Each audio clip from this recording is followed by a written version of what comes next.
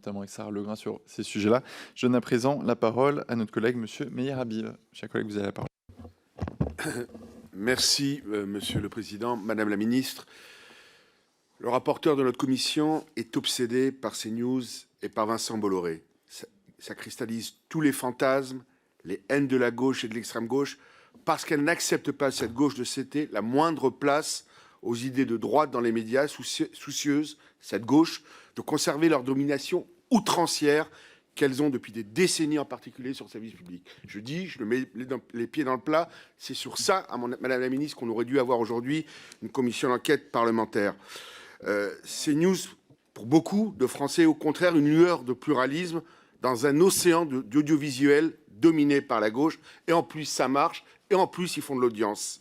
La gauche exerce une mainmise sur le service public qui est pourtant informe, c'est financé par nos impôts, et c'est un problème. Alors la question d'Israël, vous savez que j'y suis très sensible, Madame la Ministre, est d'une des pierres angulaires, un des symptômes de cette orientation partiale.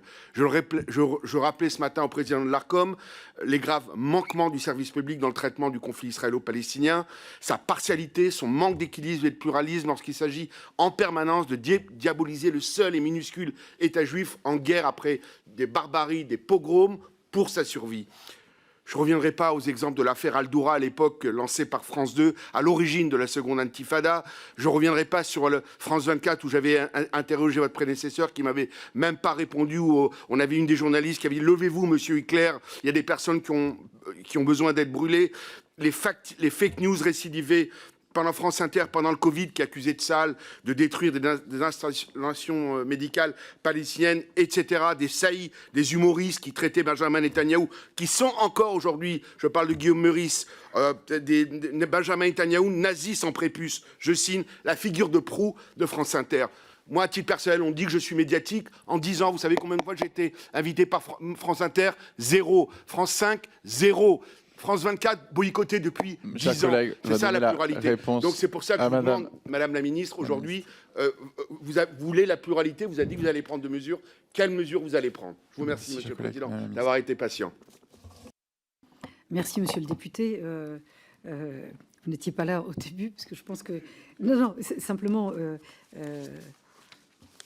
Moi, vous savez, je ne suis pas la ministre d'un clan ou d'une idéologie, contrairement à d'autres qui, évidemment, sous couvert d'idéologie, essayent d'avoir des propos, j'allais dire, irrespectueux, pour ne pas dire pire. Voilà, on a mis en cause ma légitimité, voire ma nomination, pour ne pas dire ma compétence. Voilà, à un moment donné, il faut mettre des limites à ça. Voilà. Donc, quand c'est pour certains, c'est bien. Quand c'est pour d'autres, c'est jamais bien. Donc voilà, donc je rappelle cela parce que il y a des choses qui ne sont pas acceptables dans une enceinte républicaine. Vous avez raison de rappeler le pluralisme et aussi la maîtrise des débats, mais aussi la maîtrise des interviews. Et vous avez raison, Monsieur le député, de rappeler ça. Alors, comme vous le savez, moi, je n'ai pas un rôle de régulateur, je n'ai pas un rôle de contrôle, je n'ai pas un pouvoir de sanction. L'Arcom fait cela. Et donc, les signalements, d'ailleurs, y compris sur des médias à vocation internationale, vous le savez, il y a eu des sanctions qui ont été prises. Quand, justement, dans le cadre de traitements, notamment sur le conflit israélo-palestinien ou également sur la guerre en Ukraine. Et donc, quand les débats ne sont pas maîtrisés, l'Arcom agit, soit en s'autosaisissant, soit sur signalement. Et donc, le pluralisme et la maîtrise des débats relèvent évidemment du régulateur en l'état actuel des textes. Voilà. Merci. Madame la ministre, nous allons redonner la parole à monsieur le rapporteur. Bien sûr, je ne me permettrai jamais de juger la façon dont chacun mène son mandat et j'ai beaucoup de respect pour chacun d'entre nous, mais il est important